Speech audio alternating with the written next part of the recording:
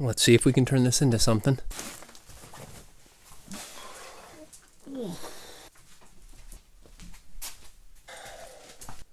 Ta-da!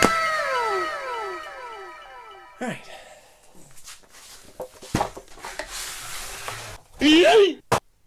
Okay. I am optimistic that this is going to work. It'll work with 2 out of the 5 screws. Just kind of eyeballing it, but that looks level enough to me.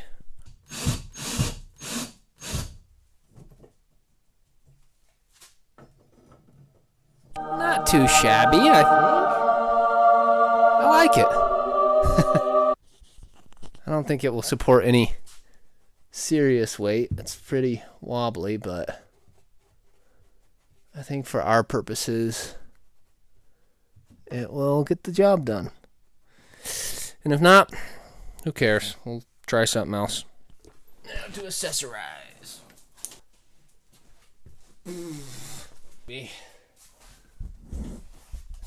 Let's take a look.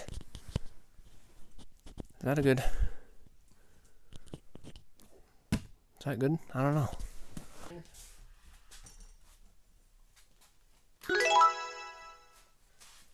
For the books I'll be reviewing.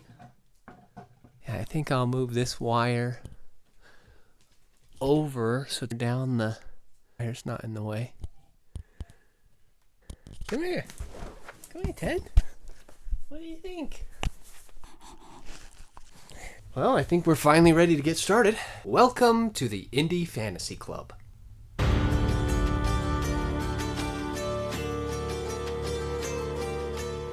The Stormlight Archive, Red Rising, The Wheel of Time, Game of Thrones.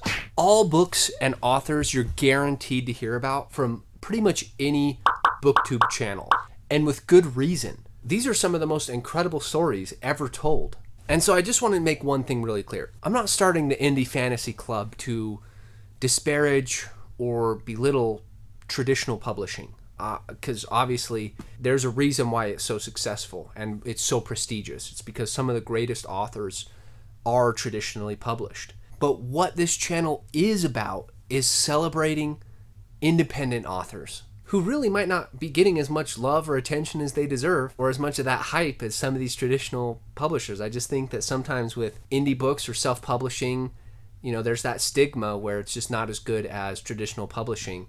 And I just want to shed some light on the fact that indie publishing is actually really successful, and there are some really great authors that are coming out of this space. Fantasy is just so much fun. It's such a fun genre.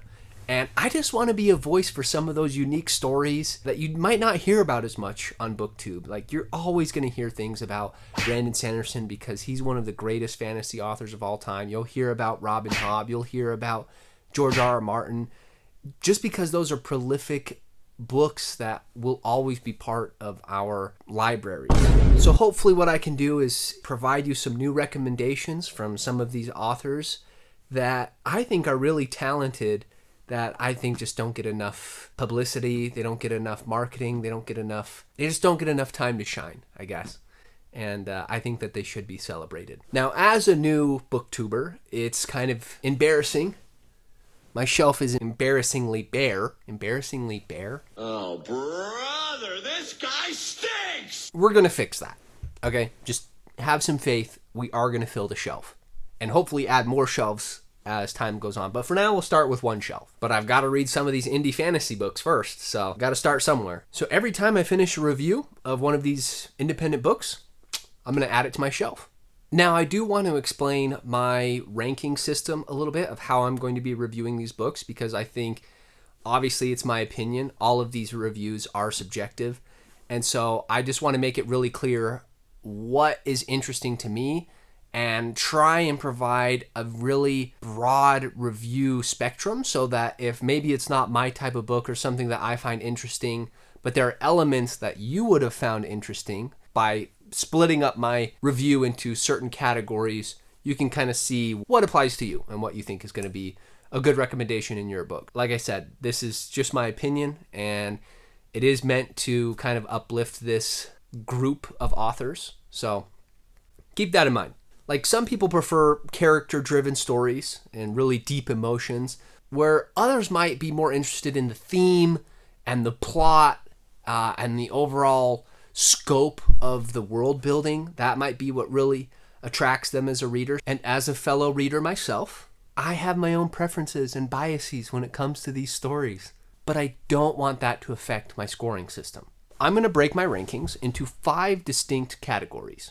Number 1, immersion, or world building. Nothing is better than just getting completely lost in a new world, in a new adventure with new characters, and I'm so excited to see the world building that some of these independent authors are going to bring to the table that maybe we haven't seen before.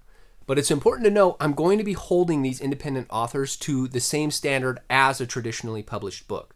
So when I think about some of the greatest world building that I've ever read, I think about authors like Brandon Sanderson's The Way of Kings, right? The fact that the plants are walking around, they're not stationary like grass or trees. Or Westeros, the dragons, the politics, the scheming, that is just so vast, and the different cultures throughout that world. It's just so incredible. The history, the depth of the history, that's kind of the standard that I'll be using for anything that's a 10 out of a 10. So any independent author that I feel like their world building reaches the levels of Roshar or Westeros, to me, is going to get a 10. Number 2, names or characters. I honestly don't think anyone can write characters as well as Joe Abercrombie or Robin Hobb. Some people may have gripes with how these authors choose to write their stories. Some people might find them boring, or that they might lack plot, or, there's several complaints with these types of stories. But what you can't complain about is how deep and real the characters are. You feel like you know Logan Ninefingers. He's a part of you. You're traveling along with him. Or Fitz, like all of his flaws and his issues, they're just so deep and raw and real that you just have that connection to that character. And even if you don't like some of the decisions, the motivations and the reasons for them doing what they do makes complete sense. For independent and self-published authors, that's the standard that we have to hit to get a 10 out of 10. I also want to mention real quick that I'll probably make some separate videos about each of these categories and what goes into each of these as I'm ranking them. And I'm, again, by no means an expert. This is just my preferences, my opinions. But I'll try and go into a little bit more depth about why I think these categories or how I list out these categories and rank things. Number 3, the magic, or the creatures, or the unique elements. Magic systems are kind of tough because I know people are split between hard magic systems and soft magic systems. So I will take both into consideration. For example, I think we all agree that probably the king of hard magic systems is Brandon Sanderson. Really, I'll probably use Mistborn as a baseline for how a hard magic system works. The depth of explanation, the simplicity for how complex the system is, and following within those reasons and those confines of the system, and just having really hard rules and kind of working around those. So that's kind of what's going to be the 10 out of 10 standard for hard magic. And then for soft magic, we can look at something like Lord of the Rings, right? It's very ambiguous how the magic system works when you're reading that book. Like Gandalf, we know he's powerful. We know he's a very powerful wizard. We know Sauron is really powerful. But we don't know that the in-depth mechanics of their magic system. We just kind of see their power as you go throughout those books. So I would say that's kind of like, even though it's vague and soft, you can feel the impact of that magic system, and it does bring a sense of wonder and interest and intrigue to the story. So Lord of the Rings, probably a 10 out of 10 for soft magic as an example for indie authors who want to hit that rating.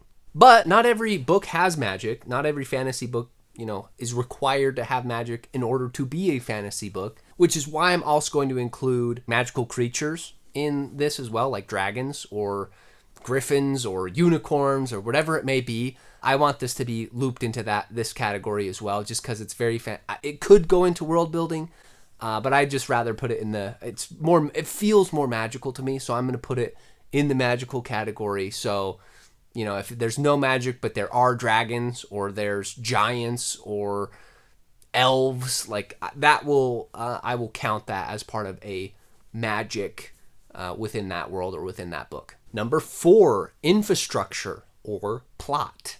I just define the plot as just the overall structure of the story. Do all of the different elements work together to drive the pacing and the emotion forward?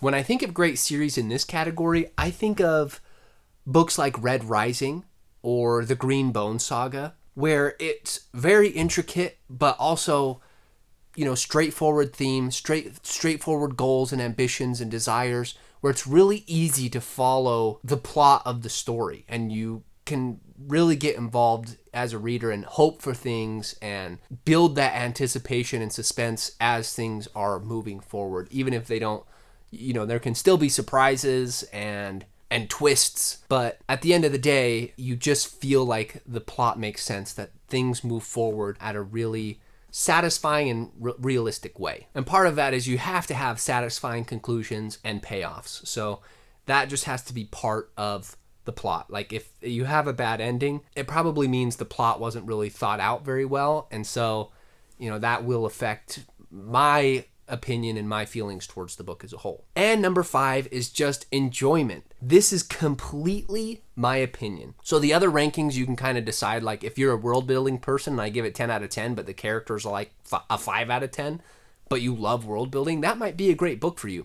But enjoyment is just strictly, how did I feel about the book? It could be a 10 out of 10 on all the categories, but if I just don't connect with the characters or the story, I might not give it as high of a score. I might give it a 6 or a 7 just because I personally didn't connect with it. But that shouldn't stop you from being able to read one of those stories. I just want to make that very clear, that enjoyment is literally just my enjoyment, my personal opinion of the story.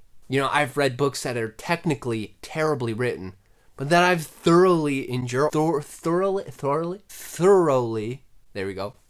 enjoyed. And I've also read books that are literary masterpieces that I could not wait to be done with. So this one is just a very subjective feel for the story.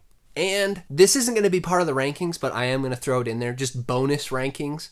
And that's going to just be for design. I know that independent and self-published authors, they don't have a full team of designers and editors and proofreaders and all these people to really market and get a story out there like that. So I do want to still highlight when independent authors do a really good job with their covers, with their maps, with any illustrations they may have, with formatting, chapter, like I just want to shout out and highlight just the design of the books, but I don't want that to impact, don't judge a book by its cover, right? But I think it would be fun to kind of shout out the really good art and the really good designs. I think it would be fun to review those. So I will be including that in my reviews. That's just my quick introduction to the Indie Fantasy Club. I hope that you will join me in this journey of just reviewing some of these independent and self-published books. If you have any recommendations, I'd love for you to, message some in the comments. I'd love to add them to my TBR. I do have a list already of books that I've been wanting to read, so I will be starting with those, but by all means, still like this video, comment, and I will look forward to getting to those when I start cranking through some of these books. So hopefully this provides you with a little bit different content from, maybe some of your other booktubers that you enjoy watching. Just give you a little bit of a different angle, a different perspective. This will be exclusively for self-published and indie authors, so if you're looking for something different, join the club. All right, we'll see you in the next review.